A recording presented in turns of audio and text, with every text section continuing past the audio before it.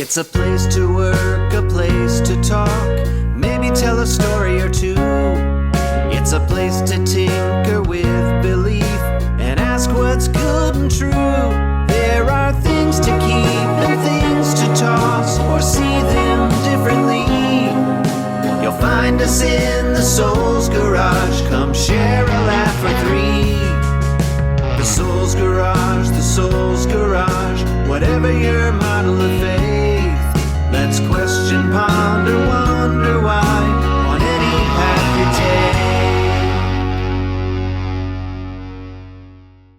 take. And hello, and welcome to the Soul's Garage.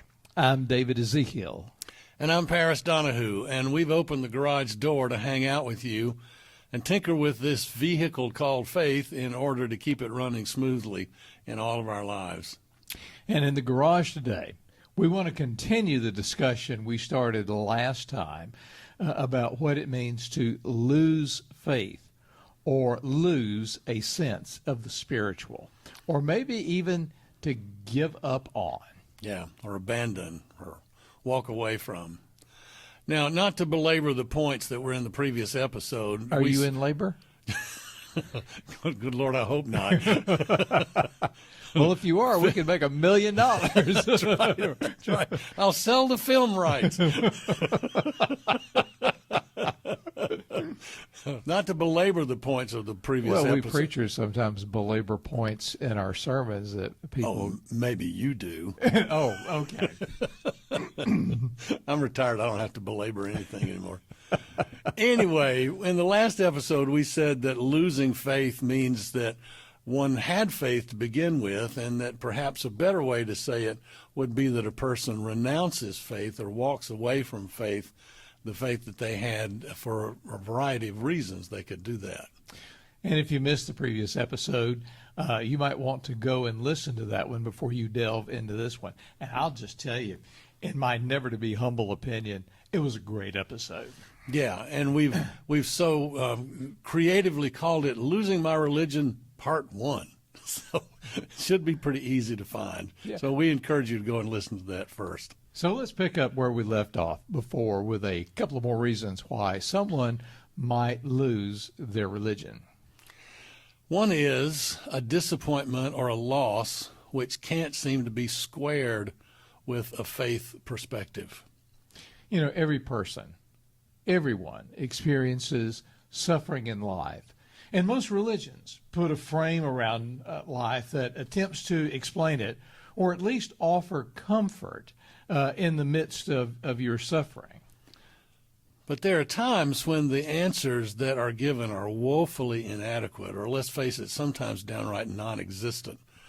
And in those times, any sensitive soul could conclude that there's really nothing to the explanation that one has been given for all of these years and just dismiss it. Yeah, that's part of the explanation of the book of Job. For about 2/3 of the book of Job is that where Job's friends were trying to give him solace and comfort, but by saying, but Job, all this stuff kind of was your fault in the middle of that. Kind of like some relationships, like Jimmy Buffett sang about when he sang. He said, "There's a woman to blame, but there's really nobody's fault." And then he says, "Well, it could be my fault." Could be my fault. And then he ends up by saying, "It's my own damn fault." That's right. That's a great song, by the way. It's fun to play. But all of us have our breaking points. I know for me, one really cataclysmic point in my life was when my second daughter was born. She was born with a cluster of birth defects called Klippel-Feil syndrome, which is not huge in terms of what some other people face, and I understand that. But I was not the father of those other children. I was the father of Catherine. And to realize that she had these issues and these problems that she was going to have to deal with for the rest of her life really threw me into a tailspin, because all of a sudden the simple answers about why people suffer that I had been given all of my life just did not hold water anymore. And I seriously thought about giving up on it, but I'll talk more about that in the next episode. But that was a time for me when the answers that I was given just didn't fit anymore. And we must admit that this has always been the most bedeviling question for anyone's faith journey. The question's always been, why does a good God allow suffering and evil? And there are no easy answers. And there are a lot of books on the subject, like Rabbi Harold Kushner's book, Why Bad Things Happen to Good People. And I forget the author of the novel, really good novel, by the way, called The Bridge at San Luis Rey, where he tried to explain why a bridge that collapsed killed so many people and it caused so much suffering in the life of the community. He tried to explain why that happened to all of them. So another reason why somebody might walk away from faith or abandon faith, or lose faith, as we say, or lose their religion, is not receiving what that person wanted or needed from God or from a particular religious group. Now, this is a valid reason to give up on faith, with one caveat. If a person is treating God or religion like a celestial vending machine, then it's not a valid reason to give up on faith. I make a promise to God and God rewards me with what I want or what I need. It's a quid pro quo. It doesn't work that way. It's one thing to pray for help with a serious financial problem. It's quite another thing to vow to come to church if God will give you a winning lottery ticket. Hey, I know a lot of people that do. Of course, there is the story about the custodian at the synagogue who goes into the rabbi's office. It's Friday, almost sundown. And he says, "Rabbi, I've come in to tell you that I quit." And the rabbi says, "Why are you quitting?" He said, "This faith bit does not work anymore for me." And he said, "Well, sit down. Tell me about this. What do you mean this faith bit does not work?" He said, "I'm just giving up." "Well, what has caused you to want to give up?" And he said, every week for 30 years I have been employed here, and every week I have prayed that, "Oh Lord, that you would give me the winning lottery numbers." And for 30 years I have never won the lottery. Nothing has ever come about because of that.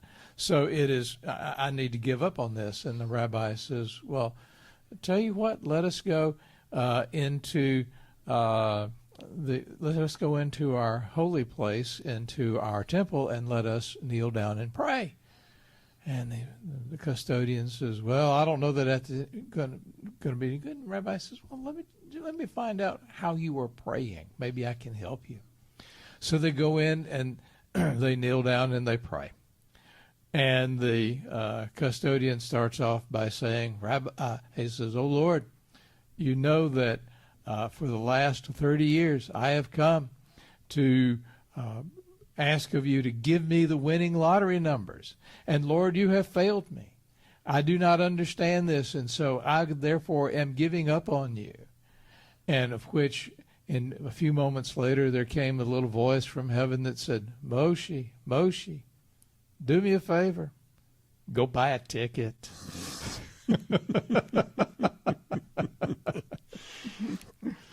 Yeah, that's what you call transactional faith. And as much as some might disagree with us, faith for us is not a transaction. In fact, I would go so far as to say transactional faith is really not faith at all.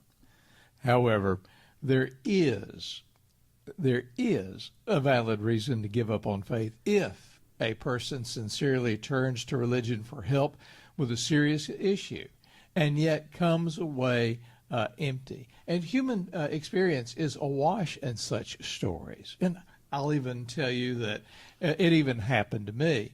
Now, I am not prone to telling personal stories. I'm a very private individual. But in years gone by, when I was new in ministry circles, and Paris, you would never think of this about me, but I thought I was God's gift to ministry at that time. Wow, I'm just shocked.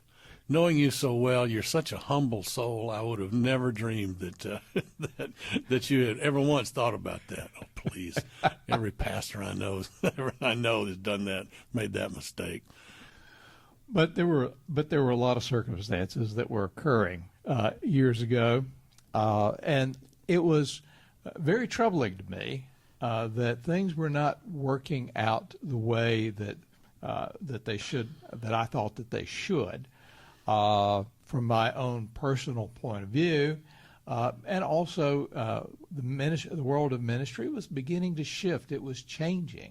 And then there were also other personal dynamics going on in my life at that time, of which it was just a compendium of issues that were just soul crushing, to the point of which I thought, I'm going to abandon ministry.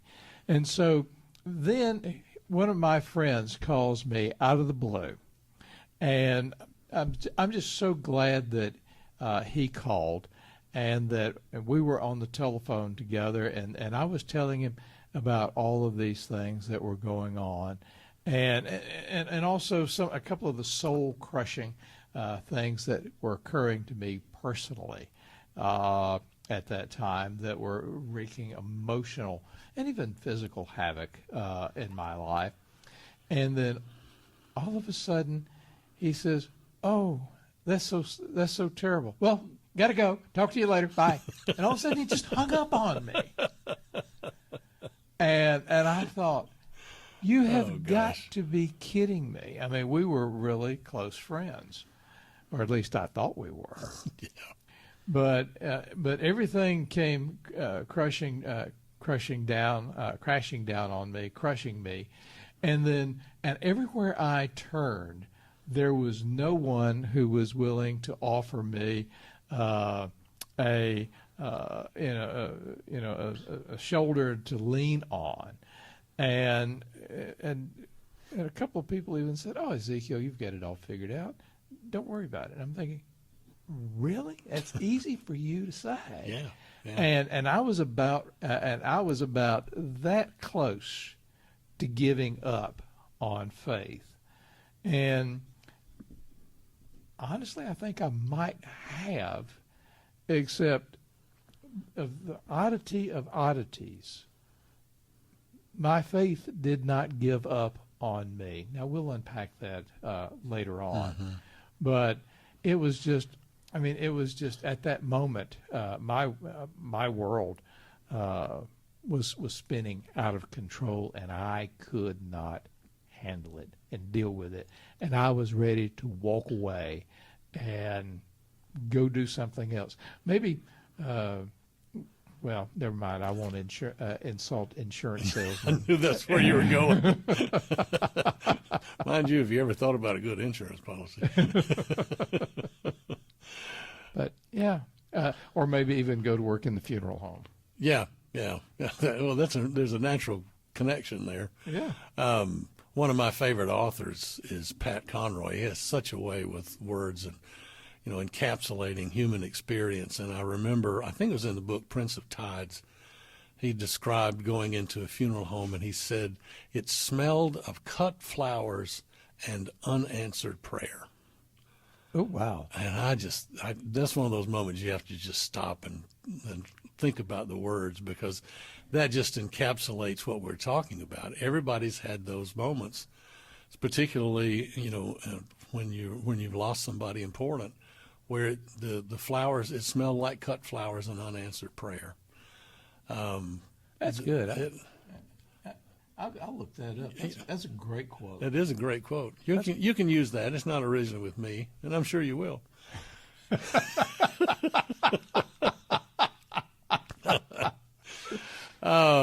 We lost a great light in the religious world just not too long ago.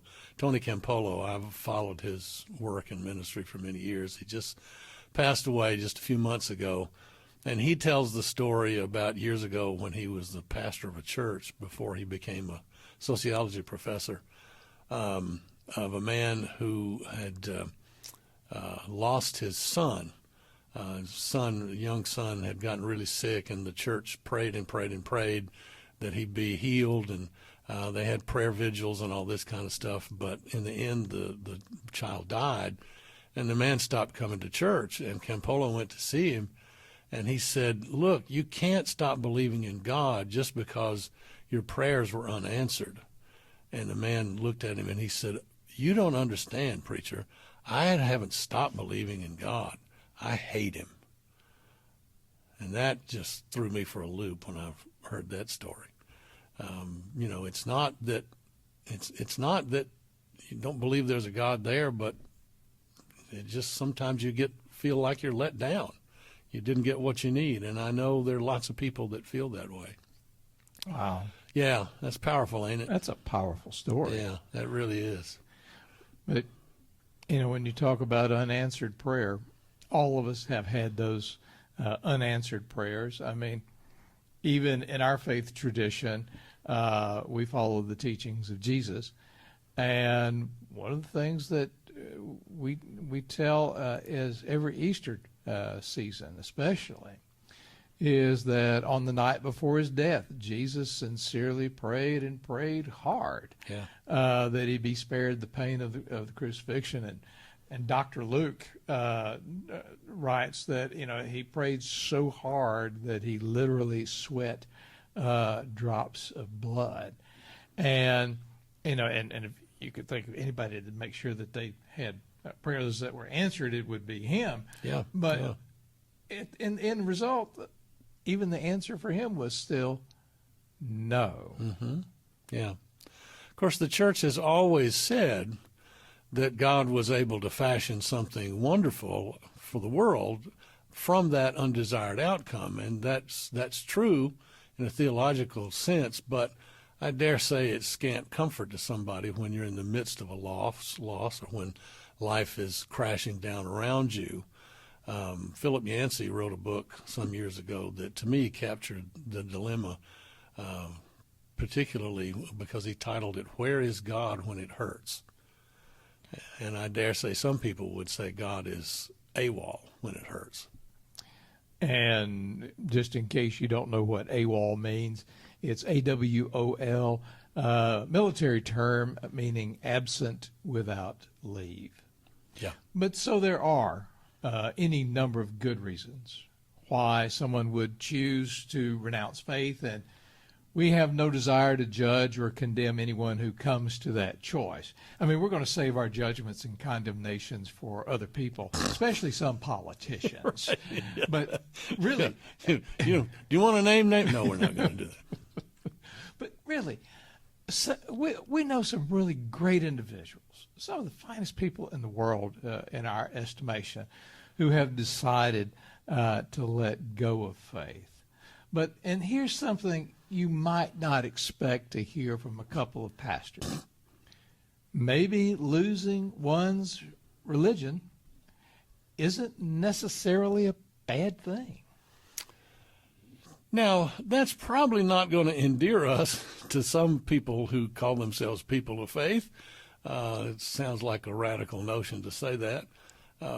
But I think we're in good company to make that particular claim that sometimes it's a good thing to lose your religion. Well, even, going back to, you referenced Tony Campolo, he would argue that sometimes, letting go of something like that is not a bad thing. Even Philip Yancey in his book said sometimes it's good to just let things go like that. Absolutely, yeah. And if you look carefully at all four of the gospel accounts in the Christian Bible from our tradition, you'll discover that Jesus reserved his harshest criticisms not for those who were struggling with whether to have faith or not have faith or how do I make sense of all this. He had his harshest criticisms for the religious leaders of his day. Yeah, they thought that they had this faith stuff all figured out. Oh, right? Yeah. Oh, yeah. And when they came to Jesus and said, "Now you're not doing it the way it's supposed to be done, Jesus," and Jesus called them names like whitewashed tombs, a brood of vipers, hypocrites, blind guides, and even fools. Yeah. Yeah, it's called indirect counseling. Okay.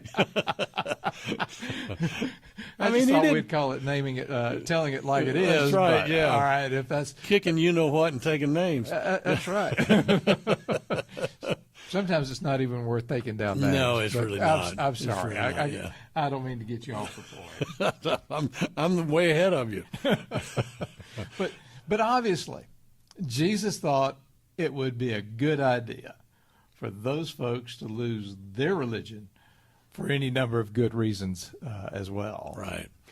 And that's been our experience too. The losing or the shedding of certain religious concepts or practices have opened up for us personal and spiritual growth possibilities that we never could have had otherwise.